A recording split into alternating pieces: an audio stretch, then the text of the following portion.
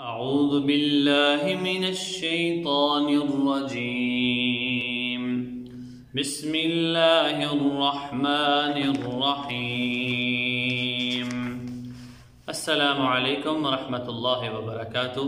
عزیزان محترم، امید ہے کہ آپ سب حضرات خیر وفیت سے ہوں گے۔ الحمدللہ ہماری 2 دن مشقیں یعنی حرکات بھی، حروف تہجی بھی، حرکات بھی مکمل ہو گئی۔ آج ہم سیکھیں گے حروف مدہ۔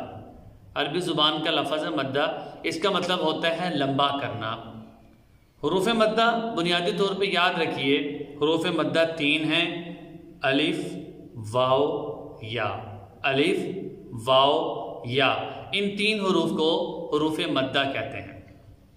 بنیادی طور پہ آج ہم جو پڑھیں گے وہ الف مدہ پڑھیں گے کہ الف کب مدہ ہوتا ہے، اور ساتھ ہی الف مدہ کی پریکٹس بھی کریں گے۔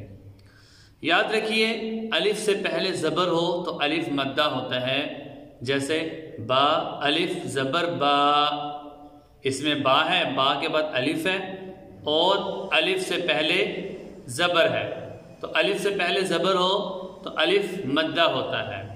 اب اس میں یہ فرق کرنا ضروری ہے کہ زبر اور مدہ میں فرق یہ ہے کہ زبر کو بالکل لمبا نہیں کرنا، جیسے با زبر با، لیکن حروف مدہ ہیں ان کو ایک الف کی مقدار لمبا کرنا ہے۔ با الف زبر با، با الف زبر با، یہ الف مدہ ہے۔ لہذا پریکٹس کر کے دیکھتے ہیں الف مدہ کی۔ با الف زبر با، تا الف زبر تا، ثا الف زبر ثا، جیم الف زبر جا، حا الف زبر حا، خا الف زبر خا، دال الف زبر دا، ذال الف زبر ذا، را الف زبر را، زا الف زبر زا، سین الف زبر سا، شین الف زبر شا، صاد الف زبر صا، ضاد الف زبر ضا، طا الف زبر طا، ظا الف زبر ظا، عین الف زبر عا، غین الف زبر غا، فا الف زبر فا، قاف الف زبر قا، کاف الف زبر کا، لام الف زبر لا، میم الف زبر ما، نون الف زبر نا، واو الف زبر وا،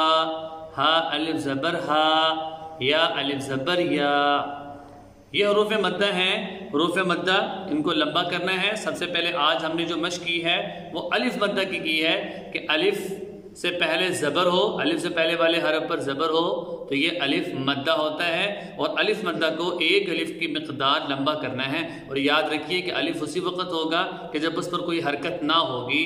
یہ بھی بات سامنے آ گئی کہ الف ہمیشہ خالی ہوگا، خالی الف ہے، اس سے پہلے والے حرف پر زبر، تو الف کو لمبا کریں گے جیسے ہم نے مشق کی ہے۔ آگے انشاءاللہ واو مدہ اور یا مدہ کی پریکٹس کریں گے۔ تب تک کے لیے السلام علیکم ورحمۃ اللہ وبرکاتہ۔